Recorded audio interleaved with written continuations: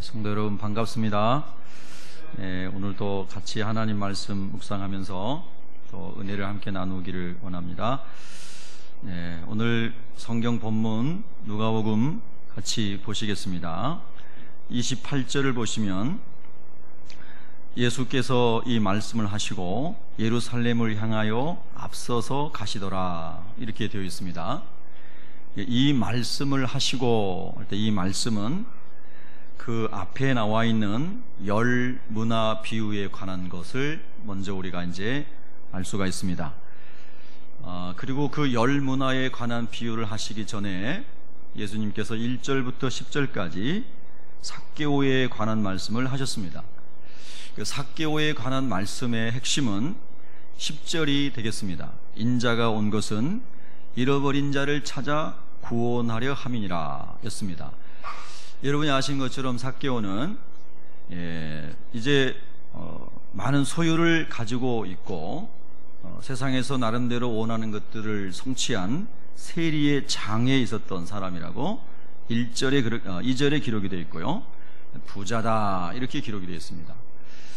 그래서 이 사람은 세상적으로 볼 때는 많은 것을 소유한 사람이고 부족함이 없는 사람처럼 보였는데요, 다른 동족인 유대인들이 볼 때에는 이 사람은 죄인이다 이렇게 불렀습니다. 다른 사람들에게 존중을 받지 못하는 사람이었다라고 하는 거죠. 근데 그런 사람을 예수님께서 하나님 없이 살아가면서 세상에서 그렇게 살아가고 있는 그런 사람을 잃어버린 자다 이렇게 10절에 표현하시면서 인자이신 예수님이 이 세상에 오신 것은 그 잃어버린 사람을 찾아서 구원하려 함이니라. 예수님 이 세상에 오신 목적을 설명해 주셨죠. 그래서 삭개오에 관한 그 이야기를 통해서 예수님이 목적을 설명해 주셨다면, 그 다음에 11절부터 27절까지의 말씀 속에서는 이제 예수님께서 하나님 나라로 가시면서 다시 오실 것인데 예수님을 만난 사람, 즉 찾은 사람들, 잃어버려졌다가 찾아진 사람들이 어떻게 주님 오시는 날을 준비해야 되는가에 대한 것을 말씀하는데요, 이걸 다른 말로 하면 어떻게 사명을 이루기 위해서 살아가야 하는가를 이제 비유를 통해서 설명을 해주시는 것이죠. 그래서 이 비유는 은열 문화에 관한 비유인데요, 우리 예수님을 귀인으로, 어떤 귀인으로 비유를 하면서 왕위를 받아 가지고 오려고 먼 나라로 갔다 이렇게 12절에 설명을 합니다. 예수님께서 부활하시고 40일 동안 계시면서 하나님 나라를 증거하신 이후에 많은 사람들이 보는 가운데 승천을 하셔서 본래 계셨던 하나님의 나라로 가셨죠. 그러면서 예수님께서 말씀하시기를 13절에 내가 돌아올 때까지 장사하라 그랬습니다. 한번 따라 하겠습니다. 내가 돌아올 때까지 장사하라. 이 내가 돌아올 때까지라고 하는 말씀은 예수님이 다시 재림하신다는 말씀이죠. 여러분, 우리는 예수님의 재림을 믿습니다. 여러분도 믿으십니까? 네, 예수님께서 반드시 다시 재림하십니다. 다시 오시는데 그때 예수님이 오실 때는 왕권을 가지고 오신다는 겁니다. 즉 다른 말로 하면 세상을 심판하는 심판주로 오신다는 거죠.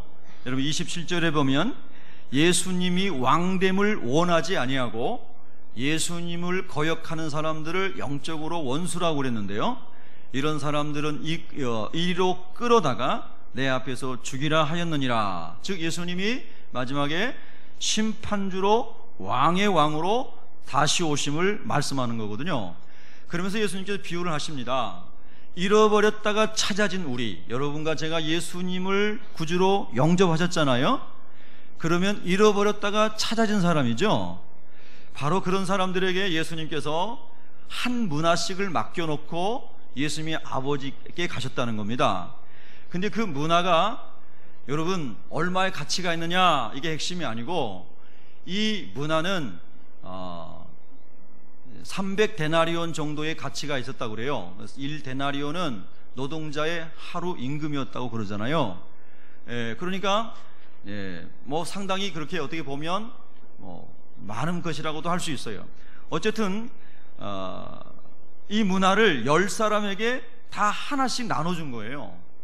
10사람을 불러가지고, 여러분 자 13절을 한번 읽어보겠습니다. 시작. 그 종 10을 불러 은하 10문화를 주며 이르되 내가 돌아올 때까지 장사하라 하니라. 쉬운 성경의 번역에 보면은요, 10사람을 불러가지고 은하 10개를 한 개씩 나눠줬다고 그렇게 번역을 해놨습니다. 여기도 그런 의미죠.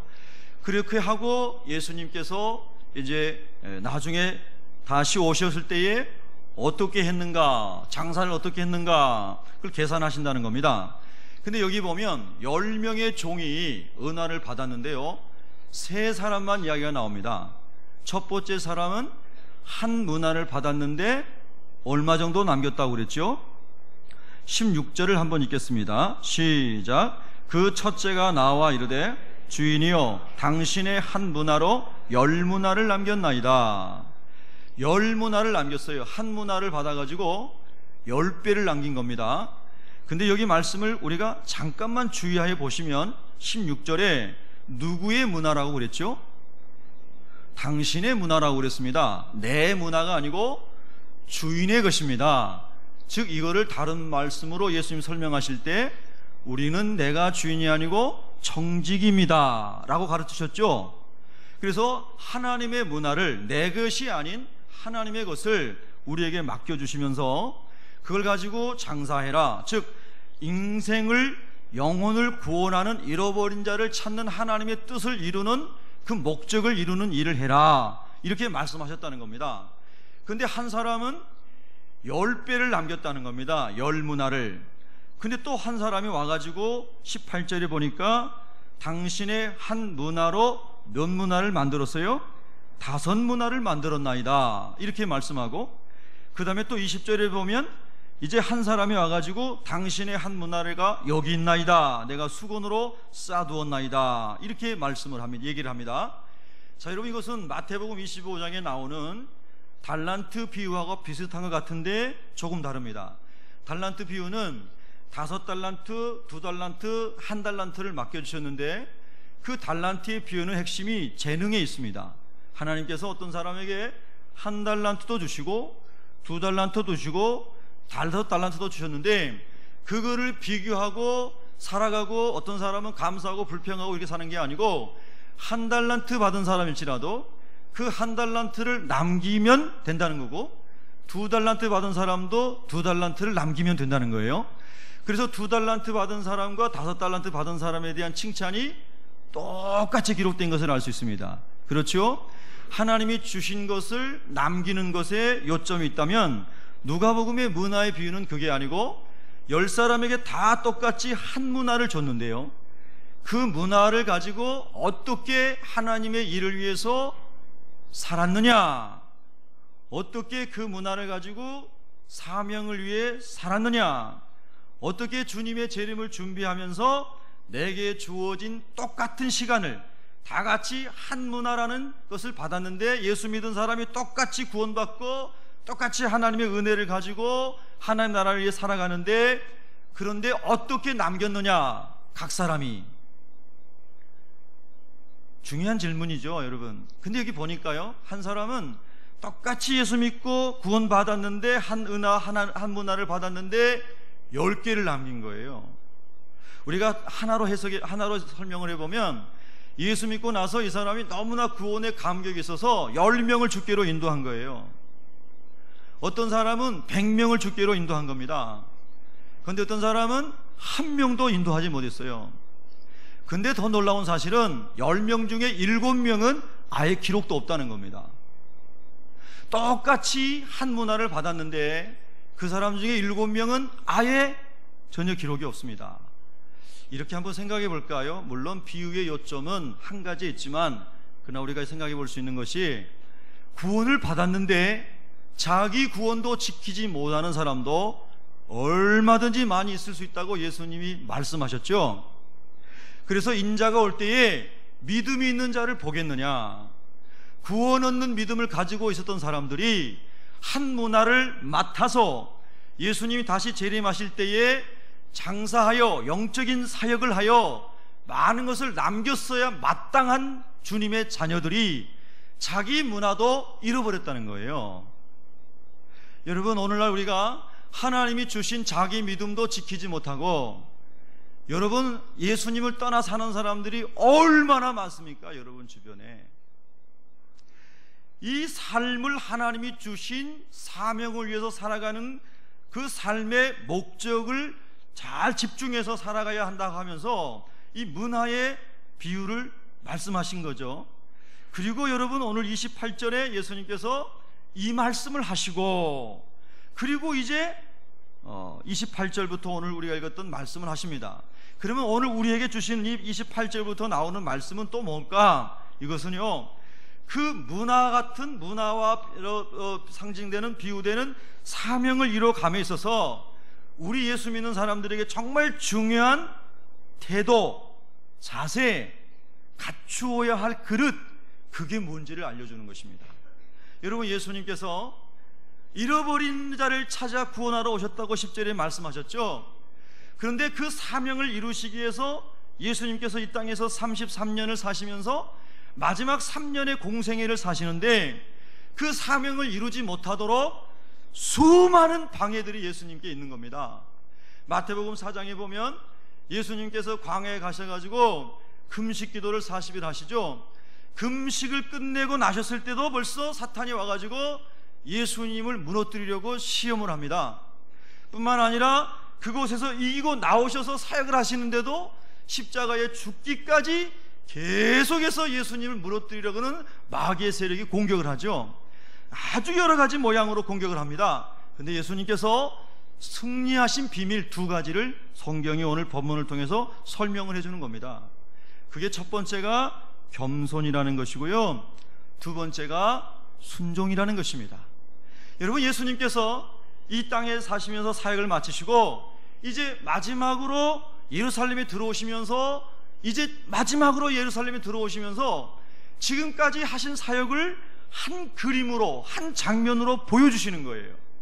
만약에 예수님이 세상 사람들이 말하는 군주로, 세상의 왕으로 오셨다면 아주 적토마를 타거나 백마를 타거나 천리마를 타고 멋있는 개선 장군처럼 예루살렘 성전에 들어오셨겠죠. 예루살렘을 성으로 들어오셨겠죠. 근데 예수님이 들어오신 모습은 너무나 초라한, 나귀 중에서도 나귀 새끼를 타시고 아주 어정쩡하게 걷는, 뒤뚱뒤뚱 걷는, 아주 초라하고 장군의, 왕의 위상이 전혀 느껴지지 않는 그런 어린 나귀를 타시고 예수님이 들어오시면서 예수님의 마지막을 가시는 거예요. 여러분, 참 이 말씀이 굉장히 중요한 말씀이라고 저는 생각합니다. 물론 이 말씀은 스가랴 9장 9절에 나와 있는 하나님의 말씀이 성취되는 것이기도 합니다. 여러분, 구약 성경을 한번 찾아보실까요? 구약 성경 스가랴 9장 9절을 보시겠습니다. 구약 1321면입니다. 구약 성경 1321면입니다.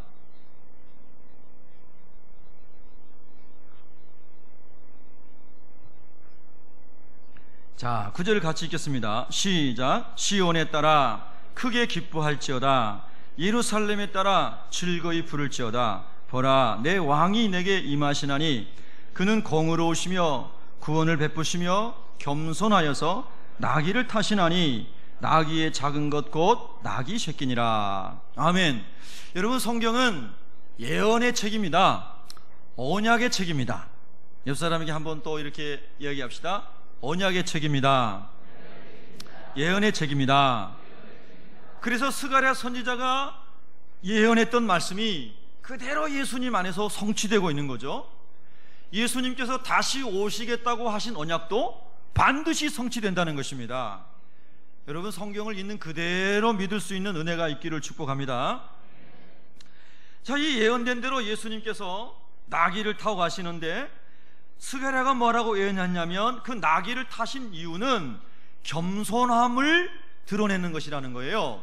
겸손하여서 나귀를 타시나니 나귀의 작은 것 곧 나귀 새끼니라. 이렇게 성경이 말씀하고 있는 겁니다. 즉, 다시 말하면 예수님께서 잃어버린 자를 찾으시고 하나님이 주신 사명을 이루시는 데 있어서 예수님께서 그 사명을 완수하실 때까지 가지고 계셨던 성품은 뭐냐면 그게 겸손이라는 겁니다. 빌립보서에서 말씀하시기를 하늘 본체를 비우시고 사람의 모양으로 종의 형체를 입고 오셨으니 이게 겸손이라는 거죠. 우리가 하나님께서 주신 사명과 우리 인생의 목적을 이루는 중요한 자세, 중요한 태도, 중요한 그릇이 무엇인가? 그것이 겸손이라는 겁니다. 그래서 여러분 마태복음 11장 29절에 나는 마음이 온유하고 겸손하니 너희는 나의 멍에를 메고 내게 배우라. 그리하면 너희가 쉼을 얻으리니. 할렐루야. 우리 인생이 진짜 쉼을 얻는 것은 돈을 많이 벌어서 쉼을 얻는 게 아니고 육신이 원하는 어떤 것을 많이 얻어서가 아니라 정말로 주님이 아셨던, 주님이 행하셨던, 주님이 누리셨던 그 겸손이 뭔지를 누리게 되면 진짜 쉼이 찾아온다는 겁니다. 진짜 겸손은 모든 것을 버리는 데서부터 시작됐죠. 하늘 보좌를 버리셨던 겁니다. 내려놓으셨죠. 다 버리셨죠. 십자가에 못 박았죠. 그래서 갈라디아서 5장 24절에 그리스도 예수의 사람은 육체와 함께 정과 욕심을 십자가에 못 박았느니라. 할렐루야.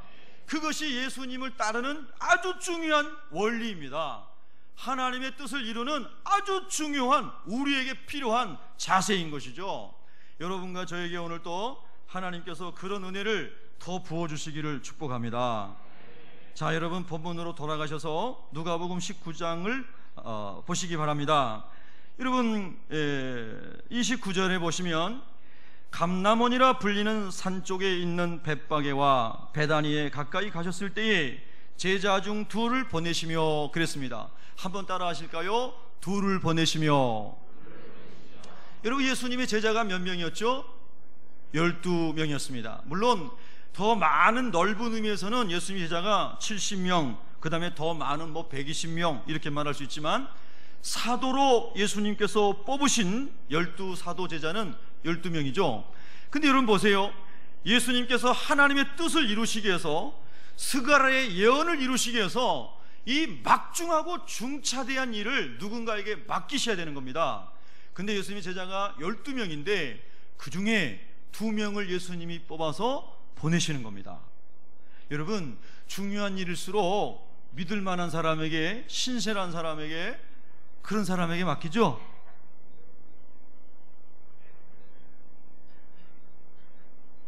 하나님께서 가장 중요하고 너무너무 중요한 일을 맡기고 싶은데, 새벽교회 교인을 통해서 맡기고 싶은데 누구를 내가 찾아서 누구를 정해가지고 맡기지? 나의 미션을 누구에게 맡기지?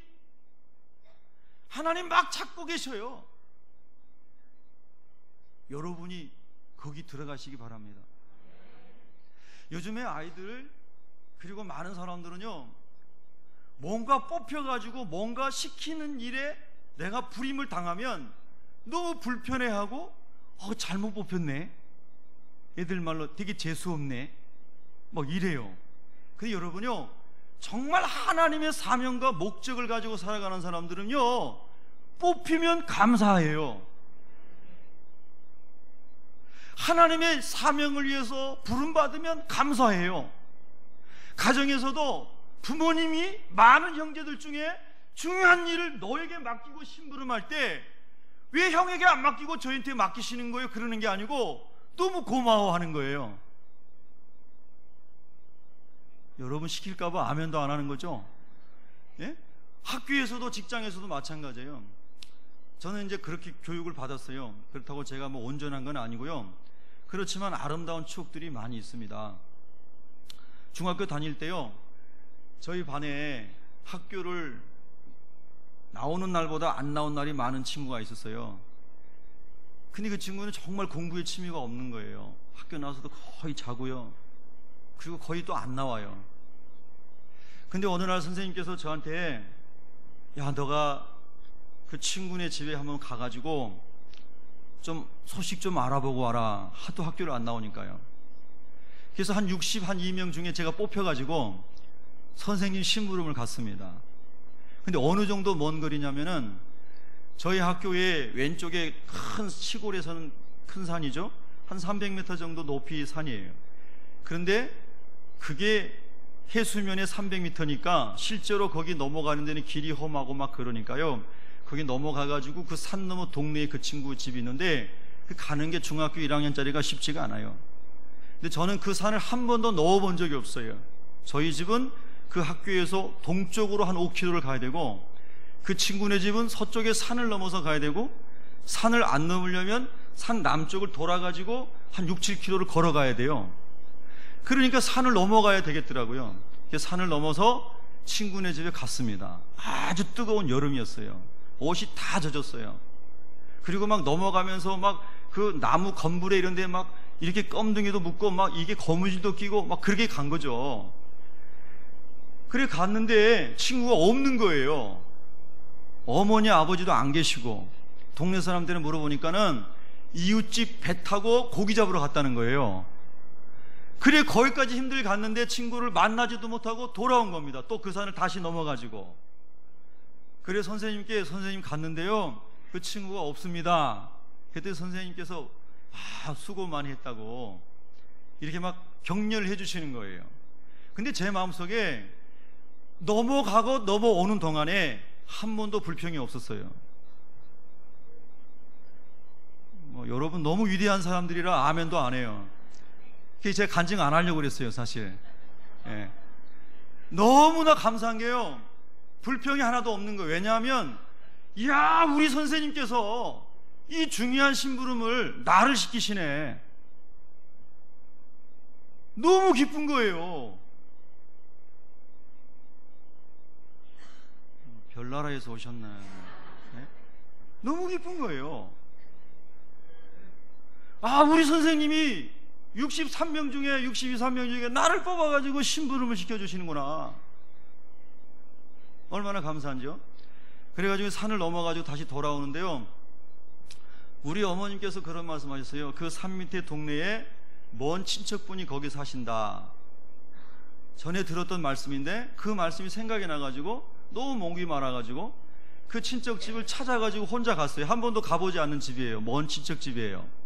들어가가지고 제가 어느 동네 누구 아들인데 여기가 친척집이라고 어머님께서 옛날에 말씀하셔가지고 인사드리러 왔습니다. 근데 그분이 깜짝 놀리시잖아요. 도끼로 나무를 패고 계시다가 너무 놀래가지고 10원짜리 동전을 한 주먹을 가져가서 주시는 거예요. 그때 10원짜리 하나면 사탕 10개 샀잖아요. 그래서 제가 선생님 심부름하고 오다가 횡재한 겁니다. 여러분 제가 왜 이런 말씀 드리냐면요, 여러분 우리가 정말로 누군가에게 부름받아서 그게 나에게 유익이 되든 유익이 되지 않든 그냥 순종하는 기쁨을 좀 누리고 산다는 거, 이거 엄청난 겁니다 여러분. 얼마나 그러면 좋겠습니까 여러분. 교회에서도 직장에서도 가정에서도 그러면 얼마나 세상이 멋지겠어요. 여러분 행복한 목사는 어떤 목사냐면요, 주님의 일을 위해서 뭔가 하고 싶은데 우리 교회 성도들 보니까 누구한테 말해도 다 하려고 하는 것 같아요. 막 서로 자기가 하려고 그러는 것 같단 말이에요. 그러면 너무 신나는 거예요 목사가. 뭐 안 하려고 아멘도 안 하고 막 버티고 막 엿중시하고 막, 예? 근데 그러고 기도하고 보는데 아무도 안 할 것 같아요. 그러면 진짜 죽을 맛인 거예요.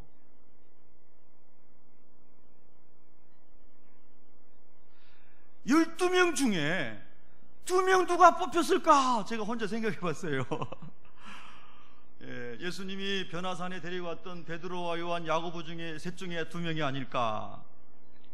베드로와 요한이 늘 짝기도 하면서 성전에 가서 기도하고 믿음으로 막 안진뱅이도 일으키고 막 그랬는데 혹시 베드로와 요한이 아닐까?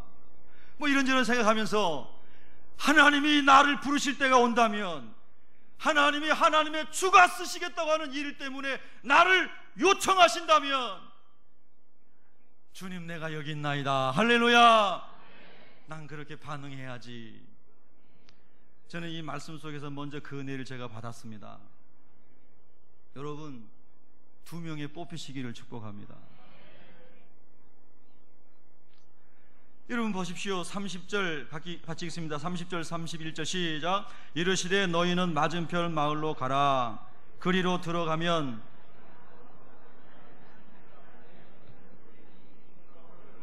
(31절) 만일 누가 너희에게 어찌하여 푸느냐 묻거든 말하기를 주가 쓰시겠다 하라 하시매. 아멘.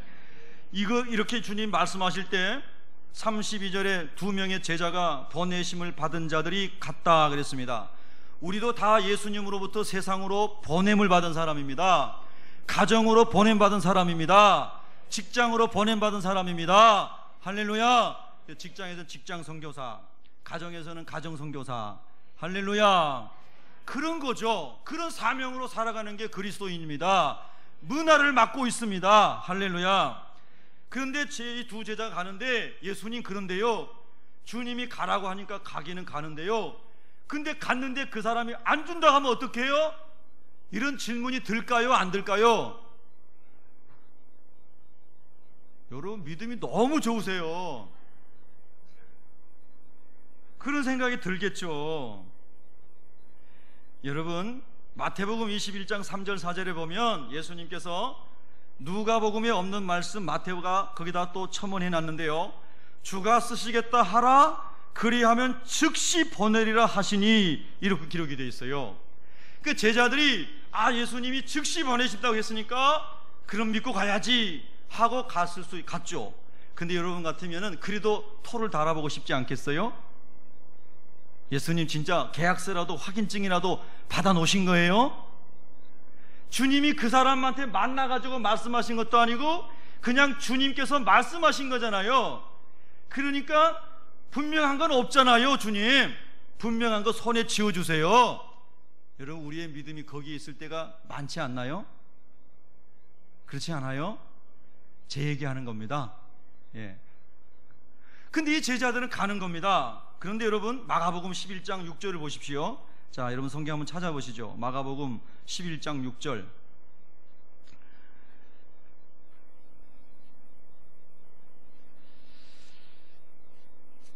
네, 마가복음 11장 6절을 같이 읽겠습니다. 시작. 제자들이 예수께서 이르신 대로 말한대 이에 허락하는지라. 아멘. 여러분 예수님께서 여러분의 마음을 통하시고 감동을 주셨으면, 말씀을 하셨으면 여러분은 가면 허락된 겁니다. 아멘. 그럼 여러분 이런 말씀을 한번 상기해 보시죠. 나다나엘을 예수님께서 만나셨을 때에 빌립이 친구 나다나엘을 전도했잖아요. 그리고 예수님이 나다나엘이 왔을 때 말씀하셨어요. 나다나엘아, 네가 무화과 나무 아래 있을 때에 내가 너를 다 보았다. 그런데 너는 다른 이스라엘 사람들하고는 달리 네 속에 간사함이 없구나. 네 속에 거짓이 없고 진짜 참 이스라엘이구나. 이렇게 말씀했는데 나다나엘이 깜짝 놀란 겁니다.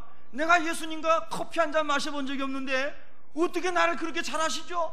그러면서 나다나엘이 그냥 예수님께 굴복하는 겁니다. 예수님은요, 나다나엘이 무화과 나무 아래 있을 때 그 중심까지 생각까지 다 아시는 분입니다. 아멘.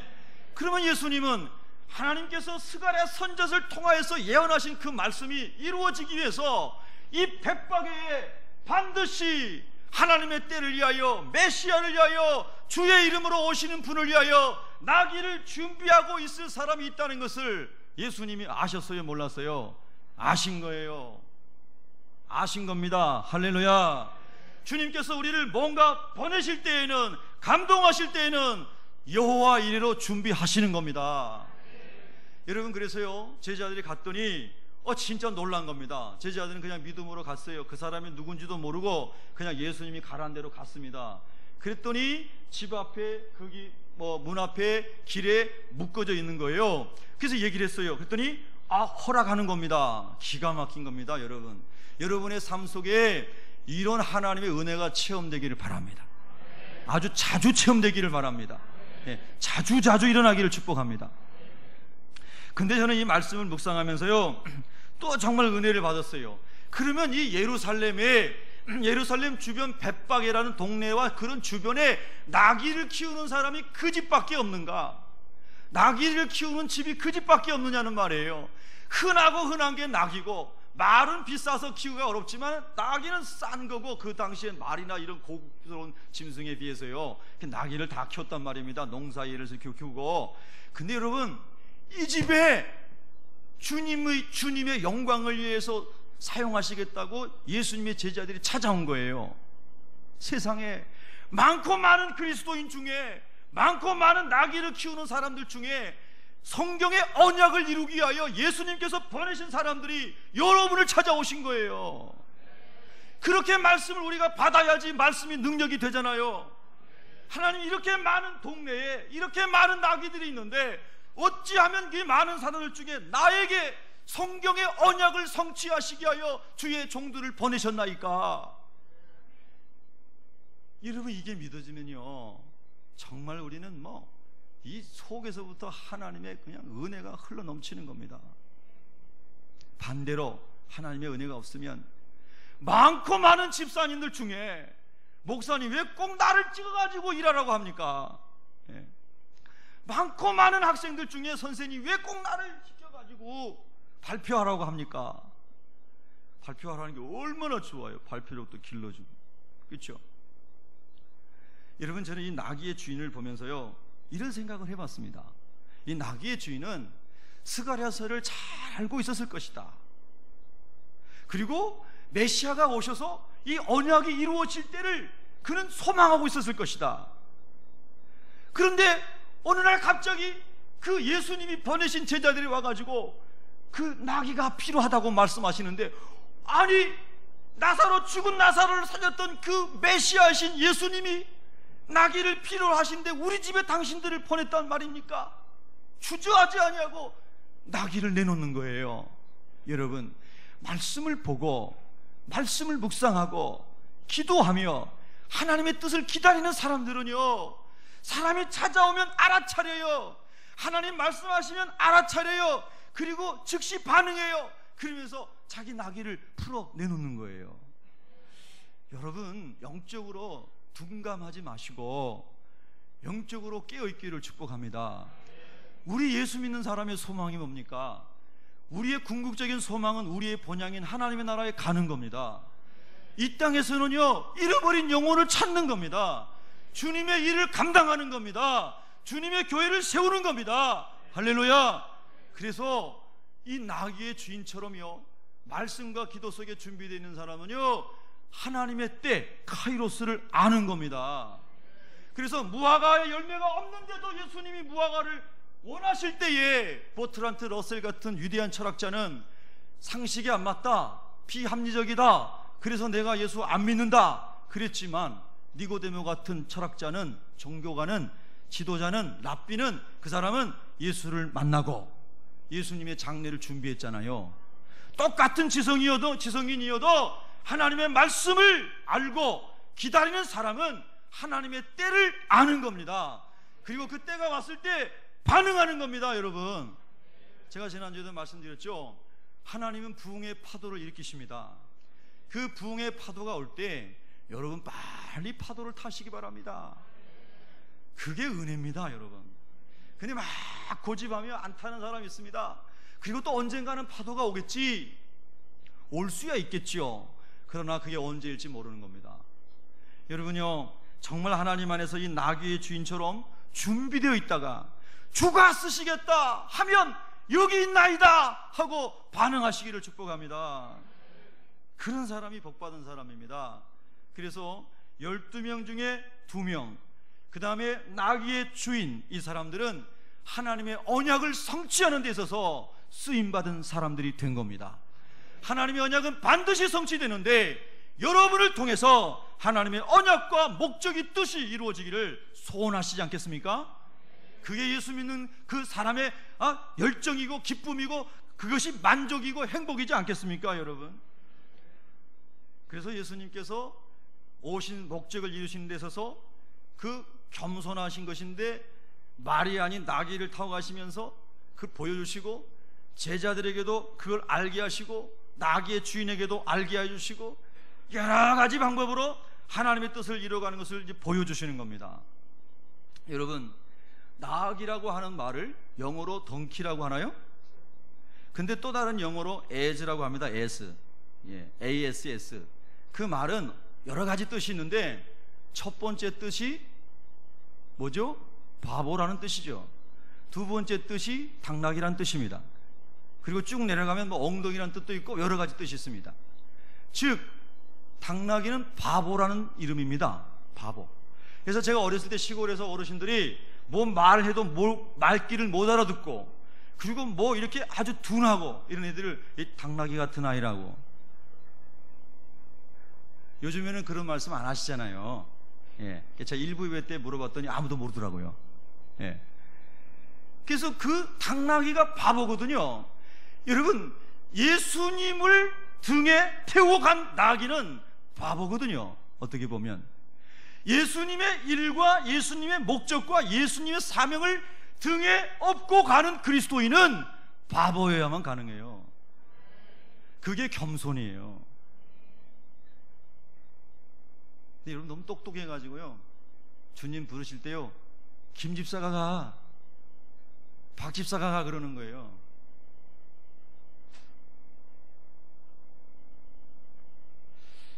여러분 이제 주님 오실 날 가까워온다고 그러는데 정말 여러분 준비하고 계십니까? 주님 맞을 준비하고 계십니까? 네.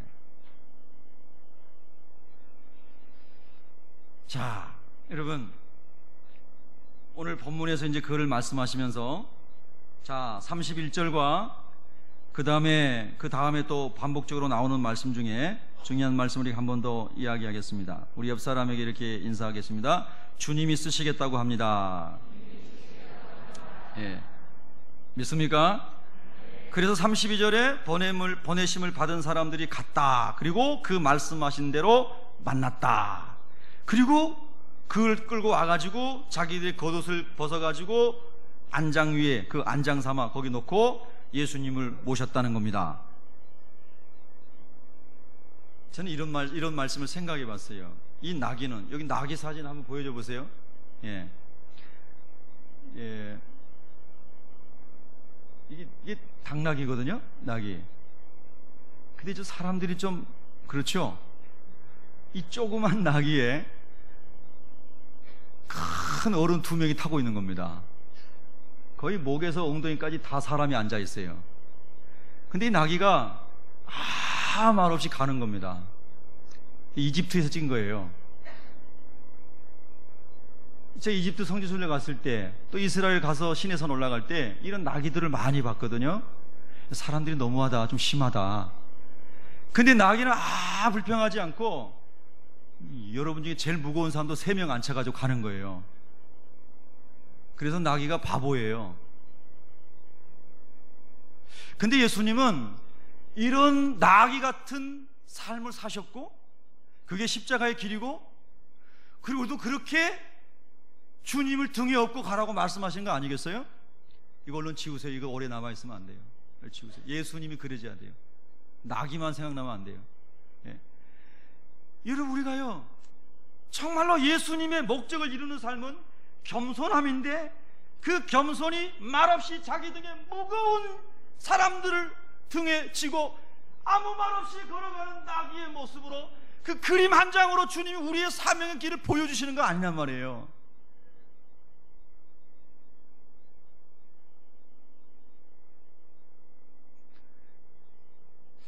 겸손이 뭘까? 이런 생각 해봤어요. 여러분, 물은 위에서 아래로 흐르죠? 그렇죠? 근데 물을 흐르는 과정에 나무 뿌리도 만나고요, 돌멩이도 만나고요, 여러 가지 만나요. 근데 나무 뿌리 만나고 막 가시 만나고 돌멩이 만나면 물이 흘러내려가다가 나 싫어, 그랬다 멈추는 거 봤어요? 그런 거 본 적이 없죠? 물은 계속 흘러가는 겁니다. 그리고 다시 합쳐져서 내려가죠.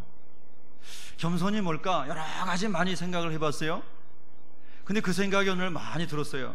그렇구나, 겸손은 물처럼 흐르는 것이다. 내 삶 가운데 어떠한 가시와 바위덩어리와 나를 찌르는 것들과 공경하는 것들, 그런 것들이 아무리 많이 우리 인생 가운데 찾아온다 할지라도 예수님께서 그 모든 것을 다 헤치고 물 흐르듯이 사명을 감당하시기 위해서 십자가에 죽기까지 복종하시며 간 것처럼, 그게 겸손이구나. 그게 우리가 주님의 일을 이루는 사람들의 자세구나. 할렐루야. 여러분, 그 마음 가진 사람들은요, 걸려 넘어지지 않습니다. 찔려서 죽지 않습니다. 그런 마음 가진 사람들은요, 다 흘러갑니다. 물이 흐르듯이 주님과 함께 하나님 나라까지 자기 사명 감당하고 가는 겁니다. 제일 못난 사람이 남의 탓하는 것입니다. 부모님 탓하고, 환경 탓하고, 대통령 탓하고, 막 장관 탓하고, 심지어는 죽은 사람 탓하고. 예. 그 사람 제일 못난 사람입니다. 여러분, 우리가 하나님 안에서요, 정말 나는 이것 때문에 중도 포기했습니다, 이것 때문에 나는 사명을 버렸습니다, 이것 때문에 나는 이랬습니다 하는 사람이 아니라요, 정말 하나님의 은혜 가운데 겸손한 사람은 물이 흐르듯이 하나님의 사명을 가지고 인생이 흘러가는 겁니다. 예. 할렐루야. 다 흘러가요. 그리고 마침내 바다를 이뤄요. 정말 하나님의 나라, 바다에서 바다까지 하나님의 평화가 가득하게 될 것이라고 하는 스가랴서 9장 10절의 말씀이 그 겸손한 사람에 의해서 성취되는 거죠. 여러분, 한번 스가랴 9장 10절을 한번 보십시오. 아까 우리가 9절만 읽었죠? 1321페이지. 예, 구약 1321페이지입니다.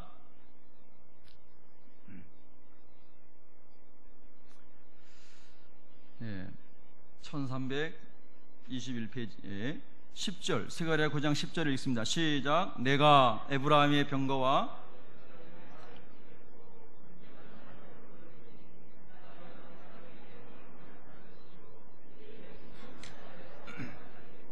유브라데 강에서 땅끝까지 이르리라. 아멘. 스가랴는 예수님을 겸손한 왕으로, 그 다음에 평화의 왕으로, 화평의 왕으로 묘사하시는데요, 10절에 보니까 그가 이방 사람에게 화평을 전할 것이요, 그의 통치는, 겸손함과 화평으로 통치하시는 예수님의 통치는 바다에서 바다까지 이루고, 할렐루야, 온 세계에 미친다는 거예요. 이게 놀라운 주님께서 우리의 구원을 위해서 사셨던 주님의 자세, 태도, 그릇이라고 말할 수 있어요. 여러분, 우리가 이제 이번 주간에는 고난주간을 지나갑니다. 금식 기도에 대해서도 우리가 말씀을 듣고 묵상하고, 지금도 금식하는 분들이 계시겠죠. 우리의 금식이 밥을 굶는 것으로 끝나는 게 아니라, 정말 하나님께서 우리에게 말씀하시는, 이 예수님이 오늘 우리에게 말씀하시는 이 주님의 겸손과 평화를, 우리가 나귀를 타고 오신 주님의 겸손뿐만 아니라 주님을 등에 지고 갈 수 있는 나귀가 될 수 있는, 할렐루야, 그런 삶의 대전환을 위하여 금식하는 고난주간 되시기를 바랍니다. 할렐루야. 그래서 정말 여러분을 통해서 많은 사람들이 살아날 수 있기를 축복합니다. 걸려 넘어지지 마시기 바랍니다. 옆 사람에 인사하겠습니다. 걸려 넘어지지 마세요. 예. 돌뿌리가 왜 있지? 돌뿌리를 아무리 차봐야 내 발만 아픈 거예요. 예, 하나님의 은혜로 다 우리가 마음이 그릇이 준비되어 있으면요, 이게 다 강물처럼 흘러서 주님의 일을 이루어가는 것입니다. 믿으십니까? 참 이 말씀 속에는 묵상할 게 너무나 많습니다. 이렇게 예수님께서 엄청난 말씀을 하시는데요, 여러분 39절을 한번 보시겠습니다. 39절 읽습니다. 시작. 무리 중 어떤 바리새인들이 말하되 선생이여 당신의 제자들을 책망하소서 하거늘. 여러분요, 아무리 예수님께서 진리를 선포하셔도요, 어떤 바리새인들은 도무지 깨닫지 못하고 오히려 예수님 말씀에 순종하고 겸손하게 하나님의 언약을 이루어가는 그 사람들을 향해서 뭐라고 말하라고요? 책망하라고 말합니다. 책망하라고요. 이런 영적으로 어두워진 사람은, 바리새인들이 얼마나 성경 박사고 종교 행위에 얼마나 탁월한 사람들입니까? 근데 영적으로 어두워져 있으니까 이 사람들이 오히려 주님 말씀 순종하는 사람들을 책망하라고 말하는 거예요. 여러분, 우리 이런 종교인이 되지 않기를 축복합니다. 정말 하나님 안에서 하나님 말씀 잘 깨닫고 순종해서 겸손함으로 주님의 의를 이뤄가기를 축복합니다. 여러분 40절 읽습니다. 시작. 대답하여 이르시되 내가 너에게 말하노니 만일 이 사람들이 침묵하면 돌들이 소리 지르리라 하시니라. 아멘. 예수님을 맞이하고 예수님의 언약을 이루는데요, 많은 겸손하고 순종한 사람들이 언약의 성취에 동참하게 됐습니다. 예수님의 재림에 대한 언약도 반드시 성취될 것입니다. 그 주님의 언약이 성취되는데 여러분이 12명 중에 2명이 되시기 바라고, 할렐루야. 그리고 나아기의 주인이 되시기를 바랍니다. 기도하겠습니다.